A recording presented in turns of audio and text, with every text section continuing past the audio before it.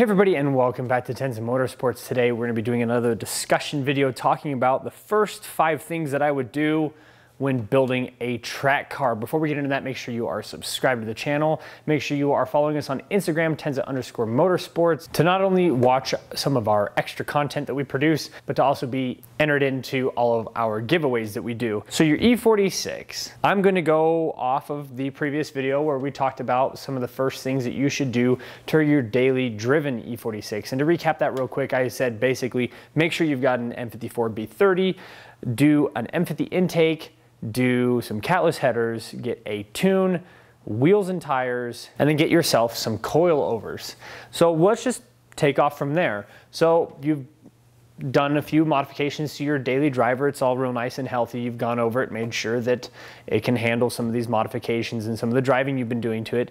But now you're thinking, you know what? I'm gonna track this car and then I'm going to buy another car, and now I'm gonna have 2 cars. This would not be something, none of what I'm gonna tell you to do today would be something that I would do to a daily driver by any stretch of the imagination. Track only, I mean, it makes it absolutely horrible to drive the car day to day.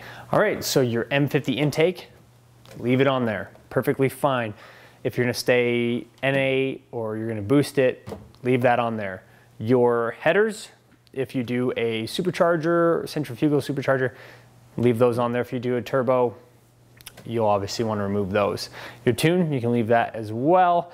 Now your wheels and tires, those you're going to basically just run your summer tires that you had on it until they're bald. And then once you upgrade, you're going to want to go to like some G-Force Rivals, RE71, R888Rs, some really true track focused tires. The reason you don't want to drive those in a daily driving setting is you are going to wear them down quickly, just driving around town, things like that. They don't do well if it's like, I don't know, I'd say probably 55 degrees, 50 degrees or below. They get pretty hard and kind of squirrely. And then rain, they don't tread water very well, and you'll end up finding yourself hydroplaning as low as 20 miles an hour sometimes. I've had that happen to me. I got rained out of an autocross event and had to drive this home, and I was hydroplaning and I was not going very fast. So you'll get some performance tires. That's the first thing that I would do. Number 2, your coilovers. Most coilover sets should be okay, especially if you're just getting into racing, to just kind of stiffen them up. So the ones you were using to daily drive, if they're coilovers and they're fully adjustable, you should be able to stiffen them up, change the dampening, lower the car, that kind of stuff. Second thing that you should be doing, so first was tires, second, strip the interior out. Get rid of everything that you can possibly get out of your car. Get it out of there. That should lose around 500 pounds or so. Just the sunroof and your sound deadening on the inside, you get rid of those, you can get rid of your spare tire, all that, gone. 500 pounds off your car, which is essentially like adding 50 horsepower when it comes to power to weight. Next thing I would do is get some racing seats, fixed back seats. That's one of the things that I will get every single time. I've loved these seats. It makes the car feel faster. I don't know how it works. It's hard to explain how they feel being in them, but go and get yourself some racing seats. Now the fourth one is not going to be very expensive. Go and get yourself a racing steering wheel. You can go do that.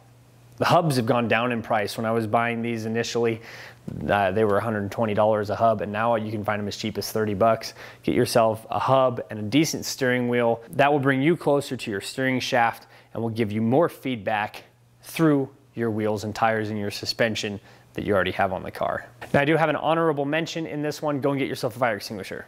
It's not a modification, but go and get yourself a fire extinguisher. They're not that expensive, 30, 40, 50, 60 bucks. Go get one, bolt it in. Go get 2 of them.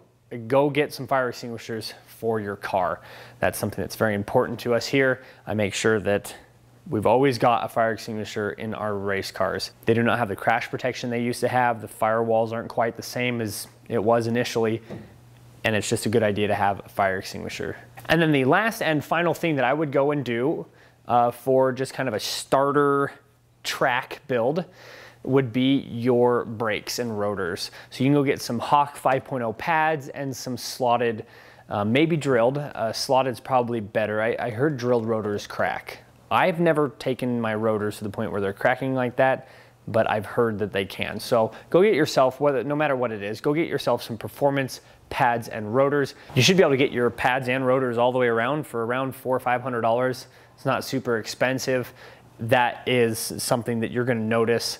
It's something that you can feel right off the bat. So between stripping your car out, those sticky tires, your stiff suspension, some new rotors and pads, I mean, you add all that to a few of the items that we put onto your daily driver, boom, that car is fast. It's gonna feel good and it'll be very competitive. Your car will be beating M3s, especially with that added horsepower. Even if you don't have the M50 intake, the catless headers, or the tune, just stripping your car out, wheels, tires, suspension, you're starting to beat M3s on the track.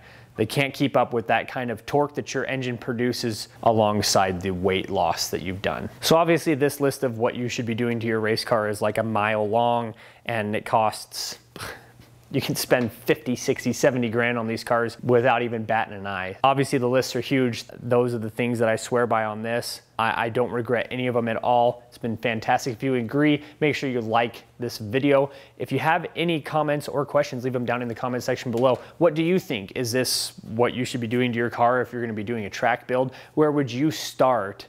What points would you change? Everything I talked about today will be linked in the description if you want to see any of the parts that I recommend. The build list for this car and for the other black M3 that we have will be linked in the description as well. I've got a build sheet on those. You can go and see every single piece that's on the car, and even down at the bottom I've put some notes of some things that we've done that you can't buy, that you had to build yourself, such as like the splitter on the front of this car that's actually built at home. And we will be building one for the black car at some point, so stay tuned. We do have the materials to do that. Thanks everybody so much for watching. They're fantastic chassis. I hope you enjoy the one that you own, and if you're looking at buying one, do it. Go and do it. And make sure it's the M54 B30.